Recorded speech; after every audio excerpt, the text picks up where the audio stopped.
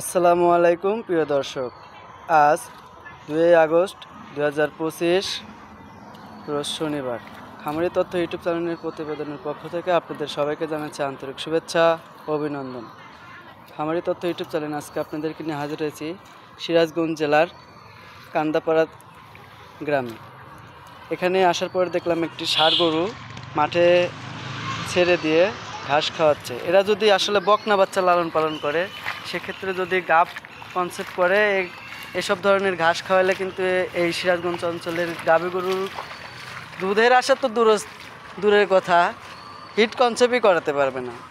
কারণ সিরাজগঞ্জ জেলার অধিকাংশ, আমি সব জেলার মানে সব থানার কথাই বলতেছি না, বিশেষ করে কালিয়া, কান্দাপাড়া, তারপর আপনার জামতল, উল্লাপাড়া, এসব অঞ্চলের এদের কাছে যদি আমাদের পাবনা জেলার থেকে যদি গাভী গরু সংগ্রহ করে, এই অঞ্চলের লোকজন নিয়ে আসার পরে অবশ্যই ওরা লালন পালন ভালো করতে পারবে, কিন্তু দুধের আশা এদের জীবনেও হবে না। কারণ এরা খাওয়ান দাওয়ান ঠিক মতন দিতে পারে না, কাঁচা ঘাসটাও ঠিক মতন দিতে পারে না। আর এখন বর্তমানে যে ভিডিওটা করতেছি, এটা একটা আপনার ফ্রিজিয়ান জাতের ষাঁড় বাচ্চা, বয়স আনুমানিক 9 মাস থেকে 10 মাস হবে।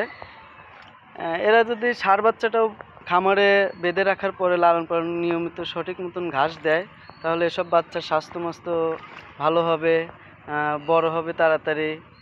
তারপরে ওষুধের মধ্যেও বিভিন্ন রকমের ওষুধ আছে, যদি ভ্যাকসিন দেয় ঠিক মতন, তাহলে এসব ষাঁড় বাচ্চাও ভালো জাতের একটা বাচ্চা হবে, বিগ বডির। এটা মনে হচ্ছে একটা মাঝারি বডির একটা ষাঁড় বাচ্চা। এই বাচ্চার আনুমানিক আমি দাম ধরতেছি আপনার 45 থেকে 50 হাজার টাকা হতে পারে। এখন সিরাজগঞ্জের লোক জানি না কত দিয়ে কিনছে।